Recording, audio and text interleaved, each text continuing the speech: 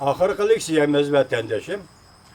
Cungo'nun gumran buluşqa yaqinlashganligini Reis Xi Jinping'dan ortiq biladigan kishi yo'q mavzuli xabar 7-ayning 4-kuni Vanvi torbetida e'lon qilindi. Xabar mundaq boshlandi. Amerikaning atoqli Jungo va Osiyo mutaxassisi Amerikaning atoqli Jungoshunos va Osiyoshunos mutaxassislari George Washington Jungo siyosiy tadqiqot turining mudiri David Shambah apandi mundaq hisobladi. Dal shunday bo'lganlikdan Jungo kompartiyasi ichida konservativlar besimga do'tikib masishishga do'tikmidi. Reis Xi Jinping Hojintau'dan qattiq bostirish siyosatini ishlatdi. Hojintau'dan betar qattiq bostirish siyosatini yo'lga qo'ydi. Shundan qaraganda Reis Xi Jinping kuchaydi. Kompartiyaning hukmronligi sobiq Sovetlardek gumron bo'lishdan saqlanishga moslash kerak bo'lib qoldi deydi. Lekin kompartiya ichki qismida o'zini tuzib ketalaydi. Kompartiyaning islohot siyosatini cheklab turishdan bo'ladi deyishdi ba'zilar. Tashqari dunyo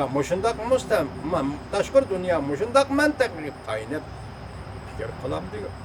Jungo kompartiyasi aman bir kuni halok bo'ladi deydigan tatliq tushni ko'rmaslik kerakmi yo'q?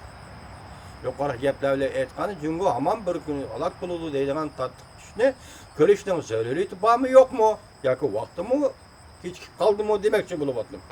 Washington pochtasi gazeti bu maqolani e'lon qilib, bir necha kundan keyin David Shambah apandi Volkutsi gazetida yana boshqa bir parcha Jungo kompartiyasi chaq-chakidan bo'silib ketadi deydigan mazmunda bir parcha maqola e'lon qildi.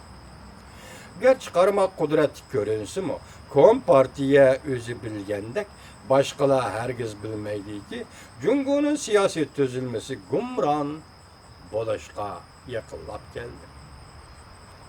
Reis Xi Jinping izchil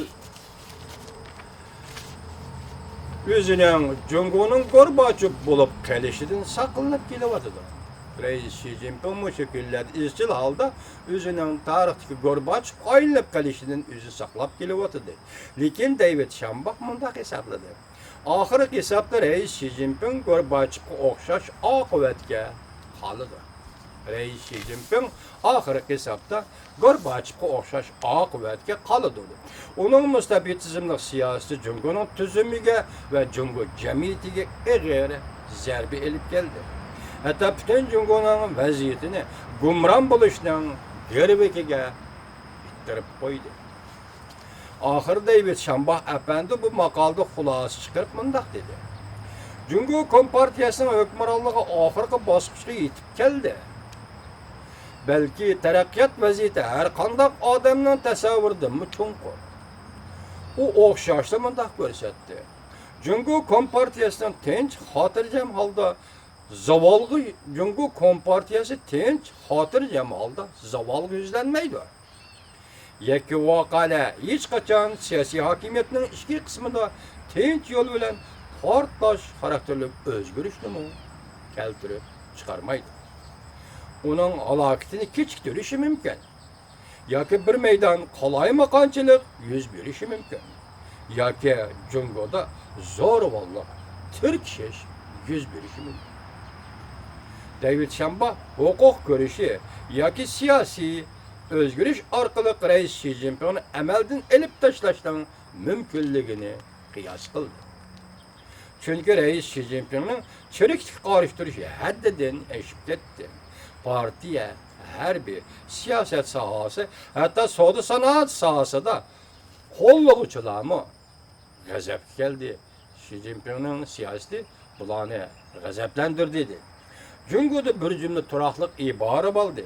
Tashi pal ishchi g'alg'al deydigan bir jumla turaqliq ibora bordi. Aybilik kuchli ko'ringan siyosiy hokimiyat ichki jihatda ojizlab ketgan partiya va siyosiy tuzumdir. Bugungi Jungoning holati aybilik ko'ringan siyosiy hokimiyat amniyat ichki jihatda ojizlab ketgan partiya va siyosiy tuzumdir. Demak bu hokimiyat kompartiya hokimiyatining sakratga tushib qolganligini David Shambah apandi 5 nokta bo'yicha ayrim tahlil qilib tushundir. Lekin bu 5 nokta Xitoy tiliga tarjima qilinmaganligi uchun men vatandoshlarımı yetkizishdim. Amalsiz kaldım. Geçirinler vatandaşım.